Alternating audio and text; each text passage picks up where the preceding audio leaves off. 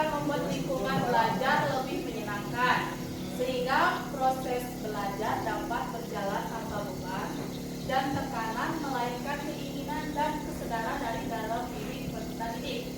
Suasana positif juga akan membentuk karakter positif peserta didik, sehingga akan menjadi budaya positif peserta didik dan budaya positif di lingkungannya.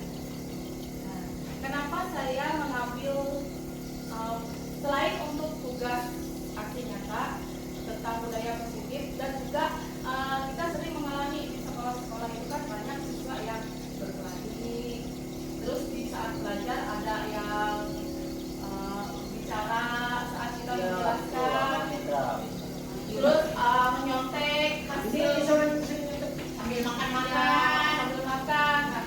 Makanya saya mengumpulkan Bapak Ibu, memberikan penjelasan tentang budaya positif. Saya lanjutkan. Budaya positif adalah nilai atau keyakinan dari kebiasaan-kebiasaan di sekolah yang berpihak pada peserta didik, sehingga peserta didik menjadi pribadi yang bijaksana dan bertanggung jawab. Nah, konsep utama modul budaya positif itu ada beberapa. Yang pertama itu perubahan paradigma belajar, terus disiplin positif, kebutuhan dasar manusia, motivasi perilaku manusia, posisi kontrol restitusi, keyakinan kelas, dan segitiga restitusi. Nanti saya jelaskan. Terus pembelajaran dengan paradigma baru. Nah, itu yang pertama tadi. Pembelajaran dengan paradigma baru dirancang berdasarkan prinsip belajar dengan berdiferensiasi, sehingga setiap siswa belajar sesuai kebutuhan dari tahap perkembangan untuk mewujudkan profil belajar Pancasila. Nah, sebelum lanjut, saya mau mengajak Bapak Ibu untuk menyanyikan lagu profil belajar Pancasila.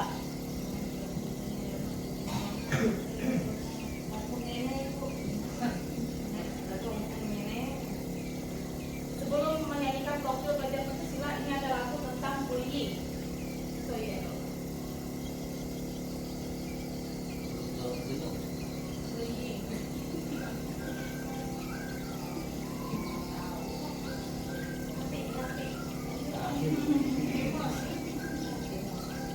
Kita tolong Bapak Ibu untuk berdiri semua. Kita menyanyikan sama-sama. Punya Pi.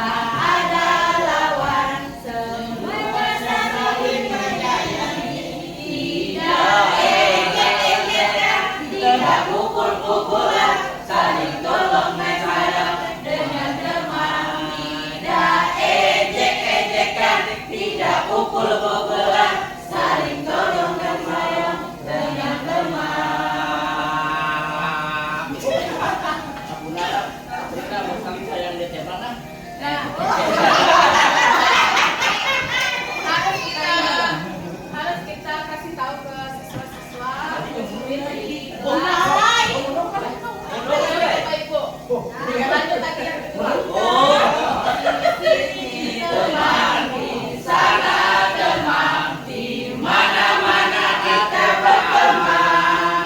Tak ada musuh, tak ada lawan, semua saling menyayangi. Tidak ejek-ejekan, tidak pukul-pukulan, saling tolong dan sayang dengan teman. Tidak ejek-ejekan, tidak pukul-pukulan, saling tolong dan sayang dengan teman.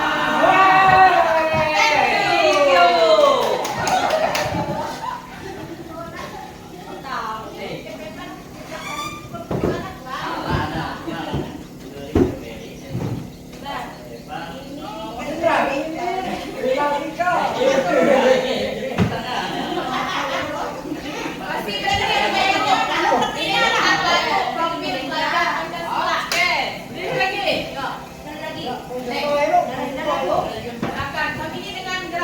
pendek. Dengan gerakannya, kita harus memberikan ini untuk siswa kita. Tua lah kau ni. Nomor beri nak kaya kena. Pancasila beriman dan bertakwa pada Tuhan yang Esa dan berakhlak mulia, berkebinekaan global, gotong royong mandiri, kreatif dan bernalar kritis. Pancasila beriman dan bertakwa pada Tuhan yang Esa dan berakhlak mulia, berkebinekaan global, gotong royong mandiri, kreatif dan bernalar kritis. Ya, kayaknya tak, kayaknya wah. Kita nyanyi. Kamu apa suara ada penyaring? Jadi suara kita baik ya. Oke, lanjut lagi.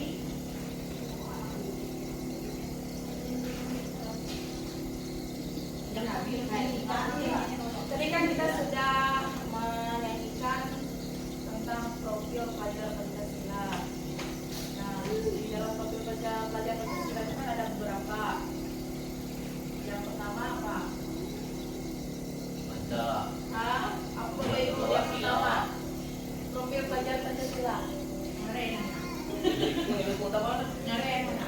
Belajar Pancasila Beriman dan bertakwa. dan bertakwa pada Tuhan yang Esa dan berakhlak mulia, berkebinekaan global, gotong royong mandiri, kreatif dan bernalar kritis. Itu selanjutnya perubahan paradigma teori kontrol. Itu ada beberapa, itu seperti ilusi kontrol. Yang pertama itu ilusi guru mengontrol murid. Kita ini bukan cuma sekedar ngasih materi, ngasih pembelajaran, kita juga mengontrol siswa kita. Bagaimana mereka di kelas, misalnya mereka ada berbuat salah, kita kasih tahu bagaimana yang baiknya. Nah, ini kebanyakan ya dari kita, bukan Bapak Ibu semua. Saya juga pernah merasakan, pernah mengalami. Kalau ada siswa yang melakukan kesalahan, pasti kita memberikan hukuman. Betul atau tidak? Iya. Sebenarnya itu bukannya salah, cuma masih kurang tepat. Kita itu seharusnya tidak boleh memberikan hukuman kepada mereka. Ada nanti tentang restitusi. Dan terus saya lanjutkan lagi. Yang kedua, ilusi bahwa kritik dan membuat orang merasa bersalah dapat menguatkan karakter. Nah, kita tuh tidak boleh membuat mereka merasa bersalah. Kita tuh gimana ya? Lebih ke berpihak kepada mereka. Oh, kamu bukan emang ini sesuatu yang kamu lakukan itu salah. Cuma bagaimana cara kamu mengatasinya? Ibaratkan perbuatan kamu ini salah, kamu harus berminta maaf sama orang yang kamu buat salah itu tadi. Gitu, misalnya. Terus yang ketiga, ilusi bahwa semua penguatan positif efektif dan bermanfaat. Terus yang keempat, ilusi bahwa orang dewasa memiliki hak untuk memaksa. Nah, apakah makna disiplin? Kita sering menuntut siswa untuk disiplin. Makanya disiplin banyak guru yang kurang disiplin. Betul saya. Nah, apakah makna disiplin? Dikutip dari Kemendikbud yang menerangkan bahwa berasal dari bahasa Latin disciplina yang artinya belajar. Makna asal dari kata ini berkonotasi dengan disiplin diri dari murid-murid Socrates dan Plato. Disiplin diri membuat orang menggali potensinya menuju sebuah tujuan, apa yang dia hargai. Terus, namun dalam budaya kita, makna kata disiplin telah berubah menjadi suatu yang dilakukan seseorang pada orang lain untuk mendapatkan kepatuhan. Nah, cenderung umum adalah menghubungkan kata disiplin dengan ketidaknyamanan, bukan dengan apa yang kita hargai atau pencapaian suatu tujuan mulia. Yang lanjut, disiplin positif. Nah, dalam budaya kita, makna disiplin dimaknai menjadi sesuatu yang dilakukan seseorang pada orang lain untuk mendapatkan kepatuhan. Kita cenderung menghubungkan kata disiplin dengan ketidaknyamanan. Kalau dipaksa, kamu harus disiplin, kamu ini bersikirun, dipaksa ini. Terus disiplin positif merupakan salah satu cara menerapkan disiplin yang bertujuan untuk menumbuhkan kesadaran serta berberdayakan anak untuk melakukan sesuatu tanpa sogokan, ancaman maupun hukuman. Nah, seperti yang saya bilang tadi, kita itu harus menerapkan disiplin yang positif itu tanpa memberikan sogokan. Kamu harus inilah, nanti saya kasih nilai baik, tidak boleh seperti itu. Terus ancaman, jangan berkali, kamu berbuat naik kalau enggak ini, tidak boleh. Terus hukuman, kita kasih hukuman. Misalnya lambat masuk kelas, kita kasih hukuman berdiri di lapangan atau berdiri menghadap bendera, itu kan hukuman yang nanti melakukan secara fisik untuk mereka. Kalau kita suruh mereka berdiri di lapangan, kan mereka kepanasan, nanti bisa pingsan gitu. Terus sebagai pendidik, tujuan kita adalah menciptakan anak-anak yang memiliki disiplin diri sehingga mereka bisa berperilaku dengan mengacu pada nilai-nilai kebajikan universal dan memiliki motivasi intrinsik bukan ekstrinsik. Jadi motivasi dari diri mereka, bukan dari luar. Kalau in itu dalam, kalau X itu luar. Jadi motivasinya itu harus dari dalam diri mereka, jangan dari luar. Dan motivasi sendiri mereka. Dari ini Bu. Ya, dari in. Kalau in itu dalam, X itu luar. Disiplin positif ada pendekatan yang digunakan untuk mendidik anak melakukan kontrol diri dan membutuhkan kepercayaan diri. Nah, ada 3 nih. 1, tanpa kekerasan dan tanpa ancaman, melainkan komunikasi tentang perilaku secara efektif antara guru dan peserta didik. Terus 2, peserta didik diajarkan untuk memahami konsekuensi dari perilaku mereka dan menumbuhkan rasa tanggung jawab dalam diri mereka. Nah, yang ketiga, menumbuhkan kesadaran serta memberdayakan peserta didik untuk melakukan sesuatu tanpa sogokan, ancaman, dan hukuman. Mati semua. Ya, itu. Nah, disiplin positif ini akan melahirkan nilai-nilai kebajikan, yaitu profil Pancasila. Nah, yang sudah kita nyanyikan tadi, yaitu ada beriman, bertakwa kepada Tuhan Yang Maha Esa dan berakhlak mulia. Terus kebenekaan global, gotong royong, mandiri, kreatif dan bernalar kritis. Di sini murid harus bisa menerapkan nilai-nilai profil pelajar Pancasila ini di dalam kehidupannya. Nah, selanjutnya 5 kebutuhan dasar manusia. Nah, yang pertama itu kebutuhan bertahan hidup, survival. Yang kedua itu yang lain aja itu. Yang kedua kasih sayang dan rasa diterima. Nah, kebanyakan siswa itu ingin disayang, perhatian. ya, memerlukan. Makanya terus yang ketiga kebutuhan pengakuan atas kemampuan powernya. Ya kan, misalnya mampu menjawab soal ini, pasti harusnya kita memberikan apresiasi kepada mereka. Oh, kamu pintar, kamu hebat. Nah, mereka itu pengen pengakuan. Nah, terus yang keempat kebebasan, kebutuhan akan pilihan. Mereka itu diberikan kebebasan untuk menentukan pilihannya sesuai minatnya, sesuai bakatnya. Jika dia ini bakat dalam menggambar, Berarti dia salah kita kembangkan bakat mereka. Terus yang kelima kesenangan, kebutuhan untuk merasa senang. Nah, dalam proses pembelajaran, siswa pasti pasti ingin merasa kesenangan dalam ruang kelas. Bagaimana cara kita menciptakan ruangan kelas yang menyenangkan bagi mereka supaya mereka tidak cepat merasa bosan, capek, ngantuk saat proses belajar. Iya. Terus motivasi perilaku manusia. Motivasi merupakan dorongan yang timbul pada diri seseorang secara sadar. Dia sadar jatuh termotivasi atau tidak sadar untuk melakukan suatu tindakan dengan tujuan tertentu. Yang pertama, menghindari ketidaknyamanan dan hukuman, yaitu murid melakukan disiplin karena ia takut dihukum. Ini namanya motivasi ekstrinsik. Terus yang kedua, mendapatkan imbalan atau penghargaan dari orang lain. Nah, murid melakukan disiplin karena ia ingin mendapatkan imbalan. Ini merupakan motivasi ekstrinsik, berasal dari luar. Karena ia pengen dipuji, pengen dikasih imbalan, makanya dia melakukan disiplin.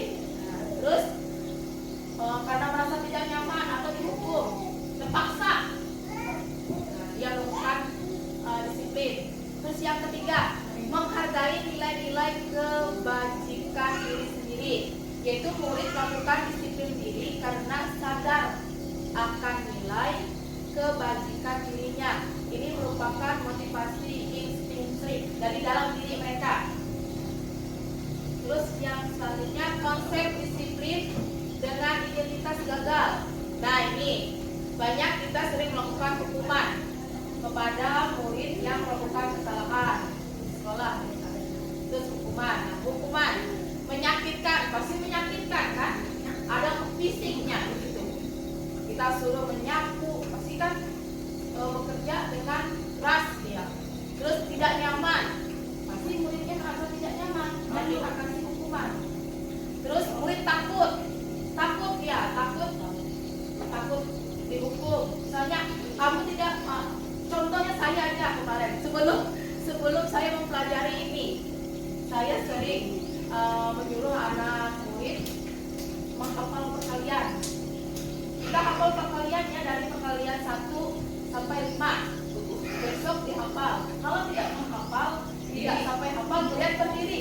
Jadi banyak murid yang tidak hadir besoknya, takut mereka. Nah, makanya ada pro dan kontra juga. Nah, terus memaksa. Nah, itu kan memaksa nih. Kalau dia tidak hafal, pasti dihukum. Nah, gitu. Terus Kemudian dia dengan cara menuruti pun ada. Murid menyembunyikan, nanti kita akan bahas lagi, ada selanjutnya. Murid menyembunyikan kesalahan. Banyak kan? Siapa yang mencoret di sini? Katanya siapa yang mencoret di sini? Siapa yang pasti banyak murid yang tidak mau mengaku. Karena apa? Karena mereka takut salah, takut dihukum. Nah, terus murid menjadi rendah diri, minder, kurang percaya diri. Rendah diri, takut, minder, tidak mau mengaku kesalahannya. Nah, yang kedua itu penghargaan. Kalau penghargaan itu tidak efektif, terus merusak hubungan, sifat iri. Karena kita kasih penghargaan, misalnya si A itu baik, belajarnya bagus, disiplin, bisa kasih penghargaan, pasti yang lainnya merasa iri. Kenapa ibu atau bapak lebih baik sama si A, si saya enggak, misalnya. Ya, terus mematikan kreativitas. Kreativitas dalam setiap anak murid itu memiliki kreativitasnya masing-masing. Kreativitasnya masing-masing yang berbeda-beda, karakteristiknya juga berbeda-beda. Jadi karena mereka takut, terus merasa iri, awalnya mereka itu mampu, jadi mematikan kreativitas mereka. Kurang kreatif mereka atau tidak kreatif. Terus menghukum dengan sistem ranking. Sering kita kasih tentang sistem ranking. Kalau kamu sering dia naik, kalau nggak turun sekolah,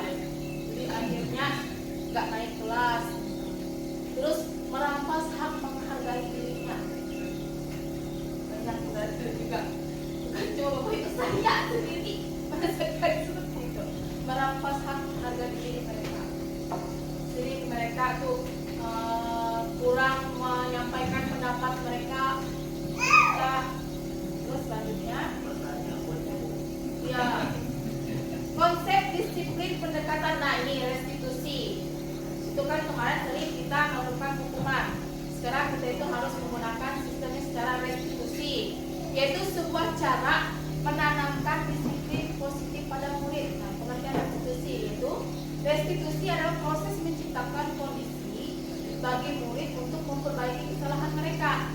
Nah, sehingga mereka bisa kembali pada kelompok mereka dengan karakter yang lebih kuat. Terus ciri-ciri restitusi bukan menembus kesalahan, namun belajar dari kesalahan. Terus memperbaiki hubungan, tawarkan bukan paksaan. Nah, menuntut untuk melihat ke dalam diri, mencari kebutuhan dasar yang mendasari tindakan. Terus fokus pada karakter, nah, bukan tindakan. Karena siswa itu kan berbeda-beda karakternya, nggak ada yang sama. Ada yang percaya diri, ada yang kurang percaya diri, Ada yang lebih percaya diri. ada yang lebih percaya diri, ada yang aktif, ada yang pasif. Nah, terus menguatkan dan fokus pada solusi. Jadi di restitusi ini jika ada siswa yang salah, misalnya ada yang berkelahi di kelas, kita terapkan restitusi, kita cari solusi untuk mereka. Misalnya contoh, ada siswa si A dan si B berkelahi, bajunya terlepas oleh si A, kancing bajunya terlepas oleh si A. Nah, terus si B ini menangis, lapor ke guru.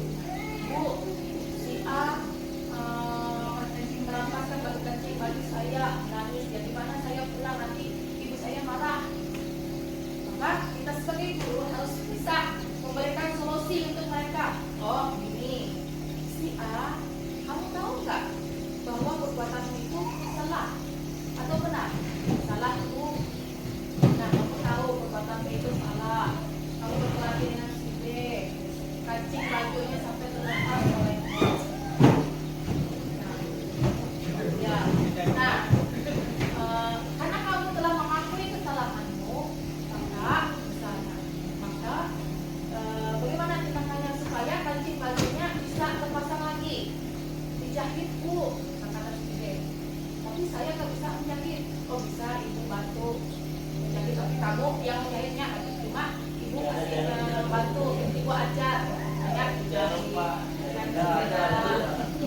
Itu kan menanam rasa tanggung jawab dari murid itu sendiri. Terus perbedaan. Nah nih ada contoh kasus-kasus perbedaan. Contoh kasus, siswa sering terlambat datang ke sekolah. Nah pertama itu ada hukuman. Guru menghukum dengan bernyanyi 10 lagu nasional. Terus guru siswa membersihkan toilet. Terus siswa berlari mengelilingi lapangan. Konsekuensi, guru memberikan konsekuensi untuk siswa yang terlambat, tidak ada pengulangan penjelasan materi, dan dia otomatis tertinggal pelajaran dari guru. Terus guru tegas dan siswa menghormati peraturan. Terus yang restitusi, guru menanyakan keyakinan kelas atau dirinya dan membantu siswa dalam penyelesaian masalah. Yang kedua, guru terbuka dan siswa menghormati dirinya dan orang lain. Nanti ini sebenarnya kita itu harus membuat keyakinan kelas di kelas. Ini posisi kontrol. Ada 5 posisi kontrol, yaitu penghukum, membuat orang merasa bersalah. Ya 5 penghukum. Nah kalau penghukum kan sering kita lakukan, membuat orang merasa bersalah. Kamu benar atau salah perbuatanmu? Salah Bu. Itu kan kita sudah membuat orang itu merasa bersalah. Oh tindakan ini salah, tidak tepat. Terus teman. Nah teman ini bukan kita kayak hey bro, woi cuy, kayak gitu. Kalau berteman ini kita rangkul mereka, ayo anak-anak, Ayo kita rangkul.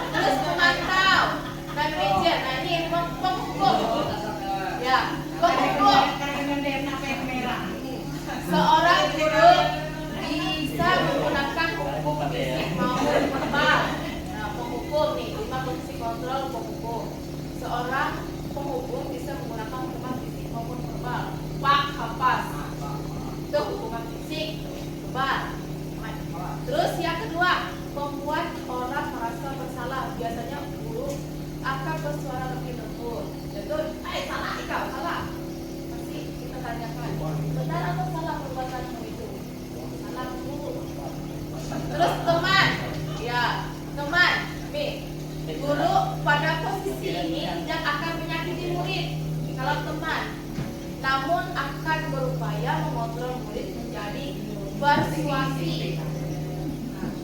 Bukan yang hai cuy, hai bro. Kita rangkul mereka, kita ajak mereka. Ya, kita ajak mereka untuk mengontrol emosinya, mengontrol diri mereka. Terus 4, monitor atau pemantau. Monitor ini berarti mengawasi, bukan perlu mengawasi kelas itu gimana. Kita ini kita di kelas kita awasi. Terus yang kelima, manajer. Nah, manajer ini lebih kompleks. Respon yang menunjukkan tanggung jawab guru dalam posisi terakhir. Nah, manajer adalah posisi mentor di mana guru berbuat sesuatu bersama dengan muridnya. Nah, mempersilahkan murid mempertanggungjawabkan perilakunya, mendukung murid agar dapat menentukan solusi atas permasalahannya sendiri. Seperti yang saya contohkan tadi.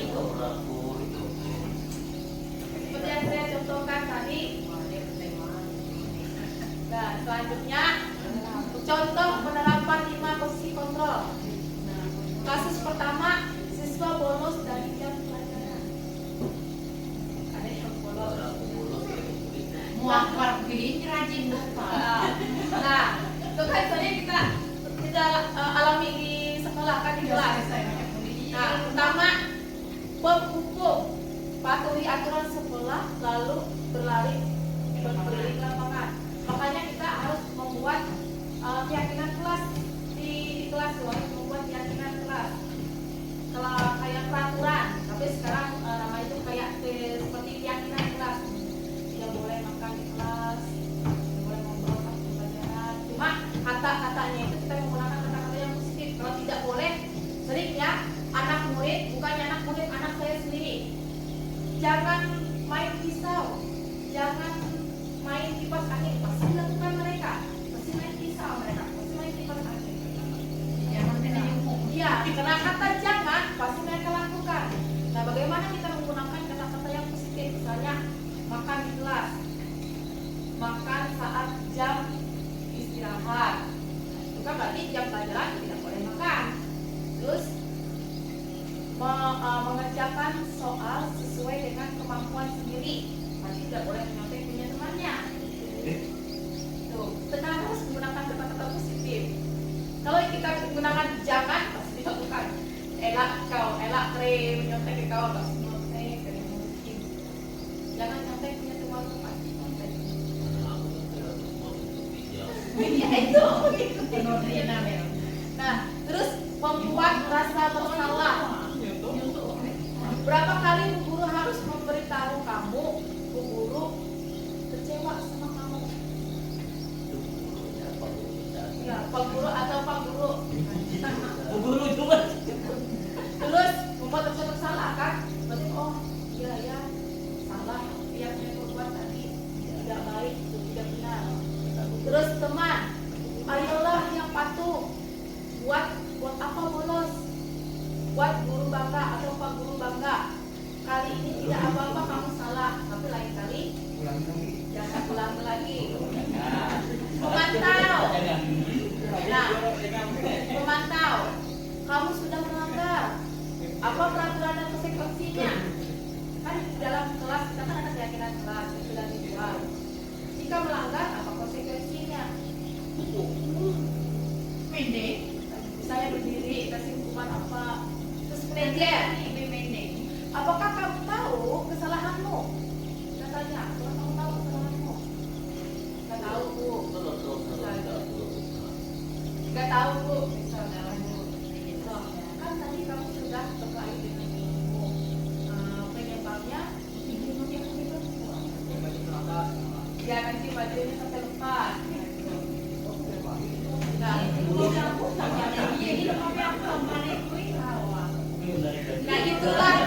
itulah tugas kita seorang guru harus bisa menerapkan 5 posisi kontrol ini. Makanya sering terjadi, Bu, iya Bu, kelahi, iya itu pukul aku Bu, kan kita tanya dulu, Bu, kelahi iya karena bapak? Enggak, kita tanya dulu. Ini gara-gara dia nyebut nama orang tuanya, asal pokok masalahnya. Nah, bagaimana kita kasih tahu mereka, kita kasih tahu dengan baik-baik ke mereka bahwa menyebut nama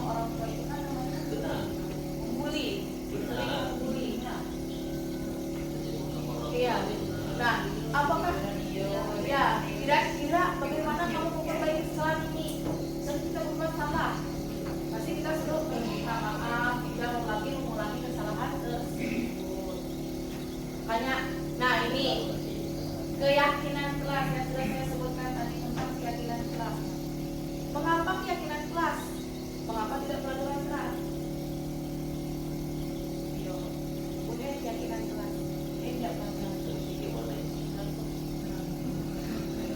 Mengapa kita memiliki peraturan tentang penggunaan helm pada saat mengendarai motor? Ya, Ibu Wilda, mengapa kita memiliki peraturan tentang penggunaan helm saat mengendarai motor? Biar tetap aman di jalan. Iya, keamanan, supaya aman di jalan, terjadi kecelakaan, tidak terjadi kecelakaan. Kalaupun terjadi kecelakaan kan kepala aman. Terus, ya, mengapa kita memiliki peraturan tentang penggunaan masker dan mencuci tangan setiap saat? Ibu Lili, supaya apa? Mengapa kita memiliki peraturan tentang penggunaan masker dan mencuci tangan setiap saat? Supaya kita sehat. Ya, supaya sehat, bersih. Terhindar dari penyakit. Nah, ini kemarin saya ada membuat beberapa keyakinan kelas di kelas 5 kemarin. Nah, yaitu yang pertama, etika memasuki ruang guru. Nah, penerapan tata krama atau etika juga harus diterapkan ketika siswa akan memasuki ruangan guru di sekolah. Adalah sebagai berikut. Apa kan? Ketuk pintu dulu, ucapkan salam atau selamat pagi, selamat siang, Bu, Pak. Menyampaikan keperluan yang akan bertemu atau berbicara dari bapak ibu gurunya siapa. Jangan langsung, ibu anu kah? Mana ibu Linda? Itu kan sudah tidak sopan. Makanya kita menerapkan ini untuk siswa menumbuhkan rasa sopan santun pada diri mereka. Terus duduklah dengan sopan, setelah dipersilakan duduk. Jangan asal duduk. Kalau belum dipersilakan, baru kalau sudah dipersilakan baru boleh duduk. Terus sampaikanlah keperluan. Apa keperluannya? Bila telah selesai, maka ucapkan salam dan terima kasih. Selamat siang Bu, terima kasih. Baru kita duduk. Terus etika masuk kelas. Ketika masuk kelas juga sering kan anak murid mau keluar atau masuk. Ketika masuk kelas, ketika guru sudah memasuki ruang kelas, maka ketua kelas, mari kita masuk nih. Masuk dari sana, masuk ketua kelasnya berdiri tegak, siap, mengetuk meja, mengucap salam. Misalnya memberi salam kepada Bu Guru, selamat pagi Bu Guru, atau selamat pagi Pak Guru. Terus membaca sebelum belajar. Ya, tidak membaca doa sebelum belajar. Ya, membaca doa sebelum belajar. Kan biasanya ada yang bikin doa saat sebelum pembelajaran dimulai. Terus yang ketiga ini etika izin ke toilet ketika sedang belajar. Kebanyakan murid siswa kita keluar langsung menyelonong saja. Iya. Banyak. Nah, makanya di sini ya, makanya di sini kita tanamkan etika bermereka. Ya, nah banyak kan? Ya, gitu deh aku gitu sih. Etikanya adalah seperti berikut. Pertama, tidak memotong pembicaraan guru, dan bila terpaksa maka harus minta maaf terlebih dahulu. Misalnya kita lagi sedang menjelaskan nih, tidak memotong guru. Atau maaf Bu, permisi, saya mau ke toilet. Nah, enggak, kebanyakan langsung nyos. Nah, makanya dari ini saya harapkan kepada kita semua Bapak Ibu supaya bisa menerapkan etika tentang keyakinan kelas kita, bagaimana sopan santun di kelas itu seperti apa. Terus tidak memanggil atau meminta sesuatu pada guru dari arah belakang atau jarak yang jauh, melainkan mendekati guru dari depan atau samping. Jangan ya, Bu Milda, Bu Lili, izin lah, aku mau ke toilet.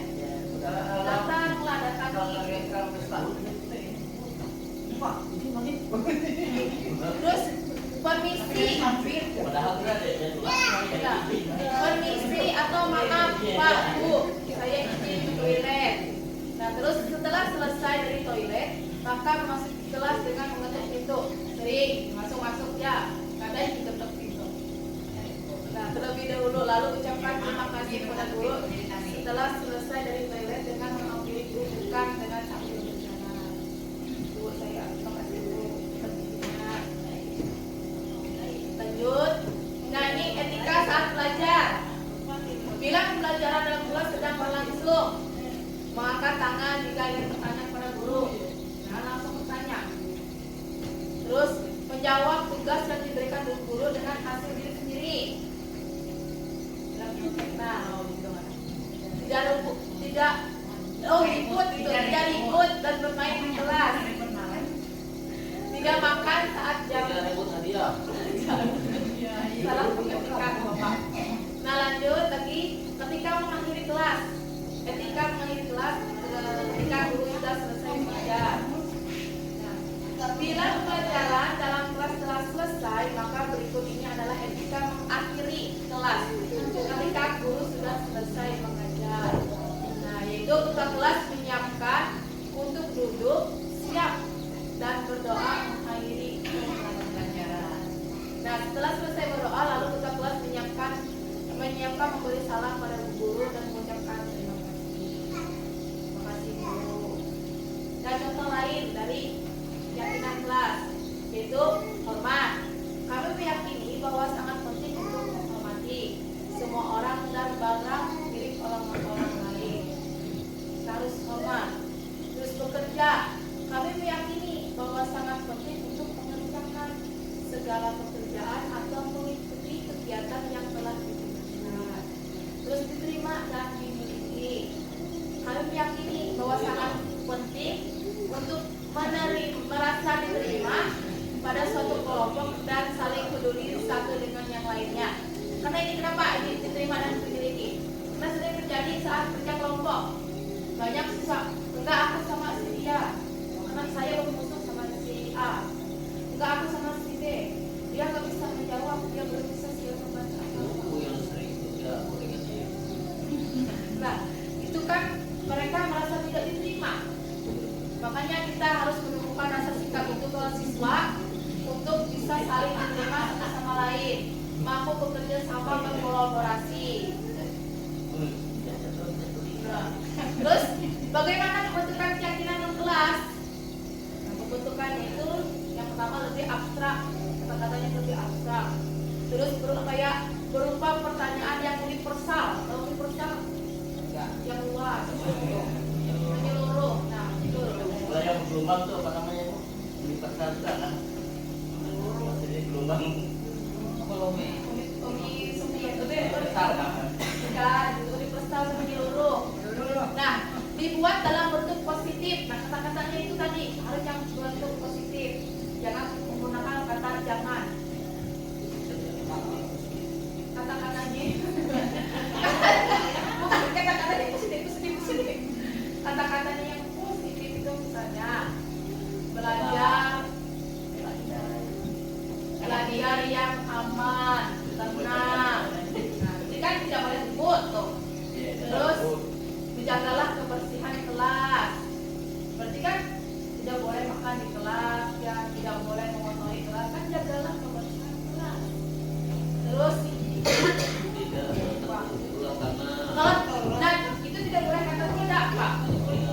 Kata positif itu misalnya ya jagalah kebersihan. Tidak boleh kita menggunakan kata tidak. Karena siswa itu kalau kita menggunakan kata tidak, pasti itu yang mereka lakukan. Banyak seperti itu. Makanya kita harus membuatnya dalam bentuk kata yang positif. Terus sedikit saja agar mudah diingat, jangan terlalu banyak sampai 10, 5 Bu. Gak usah banyak, 5. Kalau kesedikitan, terlalu sedikit, 1 atau 5. Nah, sesuai dengan kondisi kelas dan sekolah agar mudah diterapkan. Bagaimana sekolah kita sesuai dengan kondisinya. Misalnya biro saya seperti tadi, jagalah kebersihan. Berarti kondisi di kelasnya sering kotor. Makanya kita membuat keyakinan kelas, jagalah kebersihan. Terus jagalah keamanan, berarti sering ribut nih di kelasnya. Nah, terus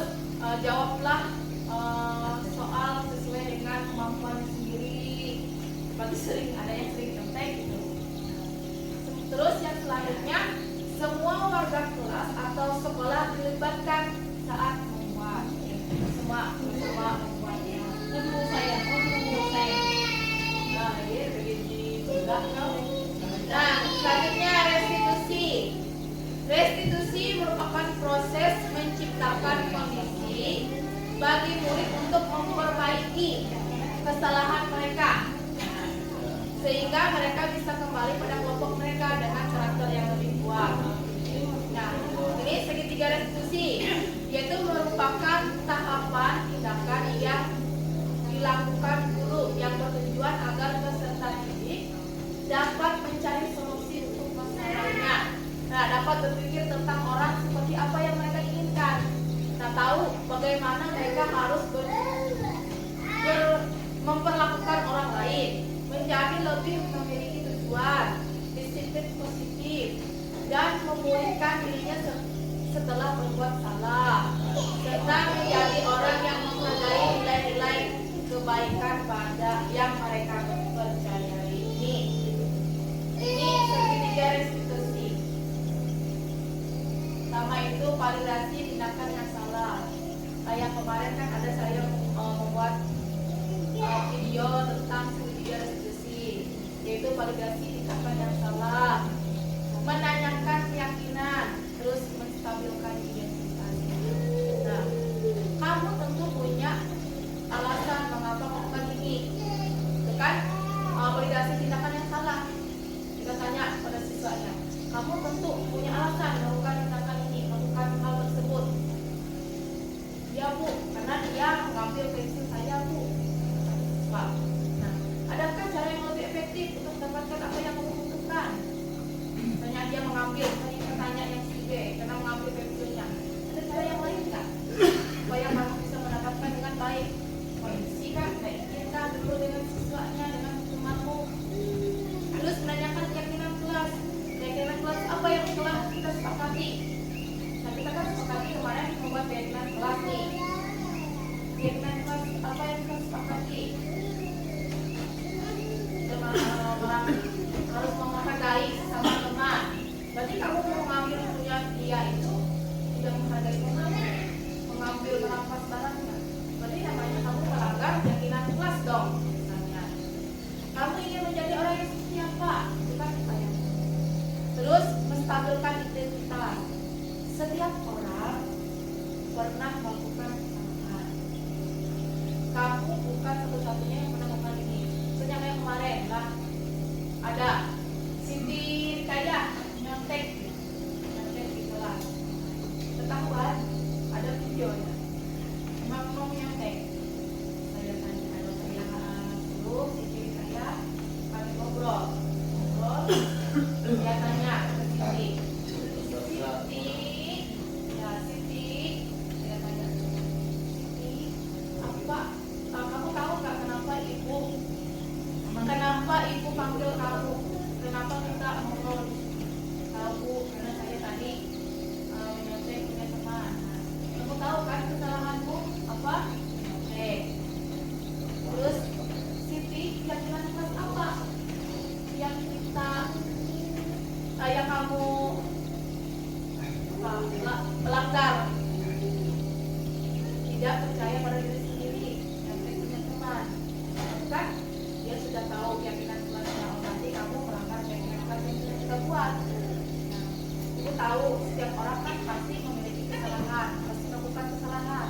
Nah, maka dari itu ketika kamu melakukan kesalahan, bagaimana kamu memperbaikinya lagi? Mari kita memperbaiki bukti.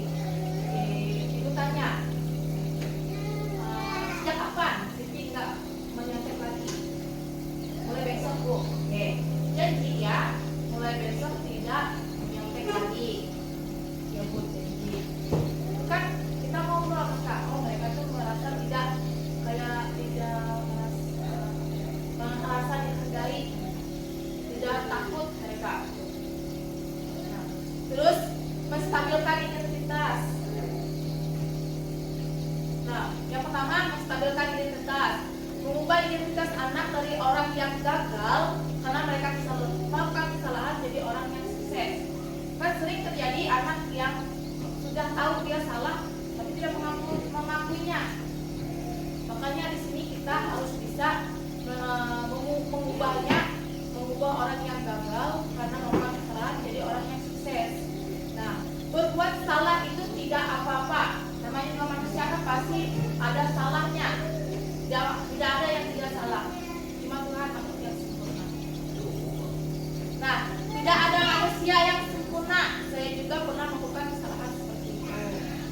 Terus toleransi tindakan yang salah selanjutnya, semua tindakan manusia baik atau buruk pasti memiliki maksud atau tujuan tertentu. Padahal kamu bisa melakukan yang lebih buruk dari ini ya. Kamu pasti punya alasan mengapa melakukan hal itu. Terus lanjut lagi, anak akan siap untuk dihubungkan dengan nilai-nilai yang dia percaya dan berpindah menjadi orang yang dia inginkan. Apa yang kita percaya sebagai keyakinan kelas atau keluarga, apa nilai-nilai umum yang kita telah sepakati. Nah, agar lebih memahami tentang agar lebih memahami, mari kita saksikan video. Ada video penerapan segitiga restitusi yang dikutip dari laman Kemendikbud. Ini sudah selesai. Berikutnya saya kasihkan video dulu.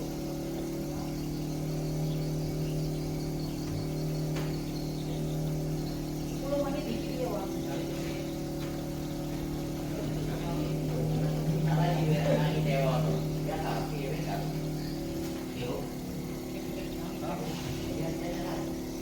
Kedengaran sama Bapak Ibu?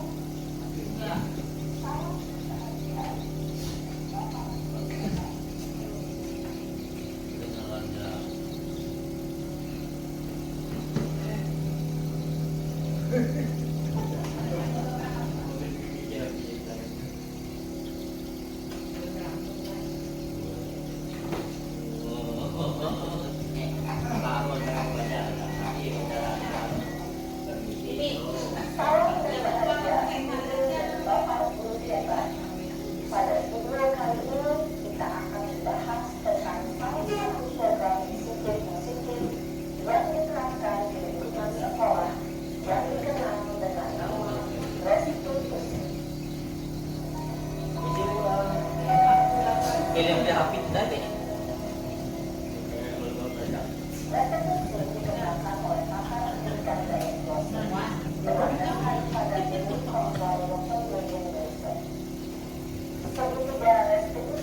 adalah suatu proses dialog yang dijalankan oleh guru atau orang tua agar dapat menghasilkan murid yang mandiri dan bertanggung jawab. Pada saat guru di posisi manajer, aspek yang dikembangkan pada murid adalah motivasi intrinsik, sehingga penanaman nilai-nilai kebajikan dapat tumbuh dan berkembang menjadi suatu kebiasaan positif yang akhirnya proses dialog ini bisa dijalankan dan dikembangkan pada ketiga sisi pada ketiga institusi.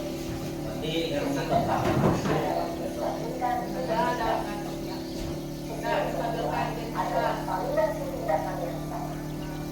Dan sisi yang ketiga adalah menanyakan keyakinan. Guru dan Bapak Ibu, berikut ini akan ditunjukkan bagaimana seorang guru belajar dalam posisi manajer menggunakan penerapan segitiga restitusi.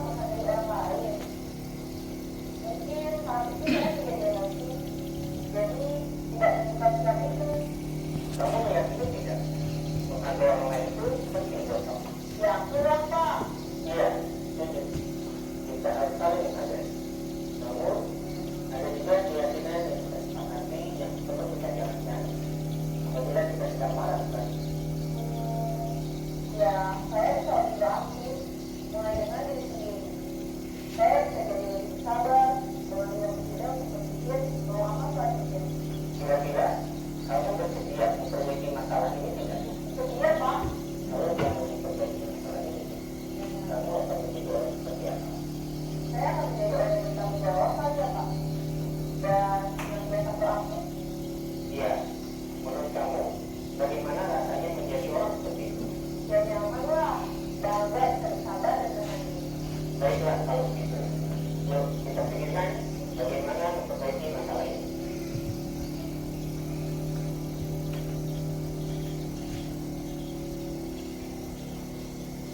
Ibu dan Bapak guru hebat. Baru saja kita menyaksikan contoh bagaimana seorang guru berada dalam posisi manajer menggunakan penerapan segitiga restitusi.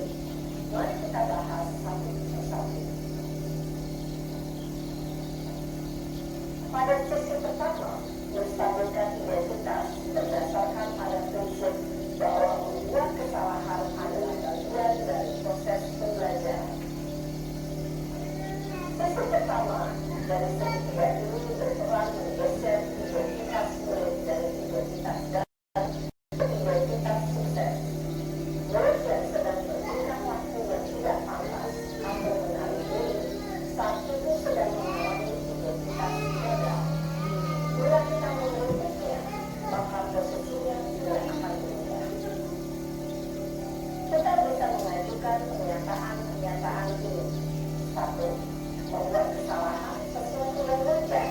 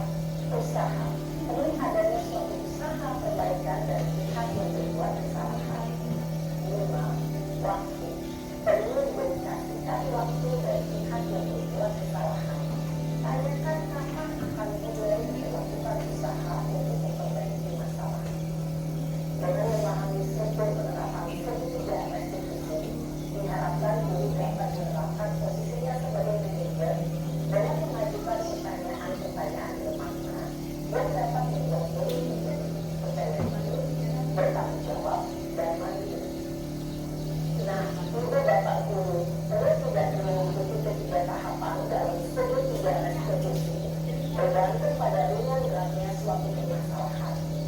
Misalnya, bila permasalahan tersebut ringan, maka tidak perlu dijalankan secara berurutan. Bahkan bisa semudah menanyakan apa keyakinan yang kita sepakati. Dengan menjalankan segitiga restitusi dengan mengajukan pertanyaan-pertanyaan bermakna, diharapkan murid menjadi kuat secara pribadi, dapat mengetahui asal usul agar dapat menyelesaikan permasalahan diri, semakin percaya diri, mandiri, dan terbuka. Salam dan bahagia, sebagai Bapak Ibu, hebat.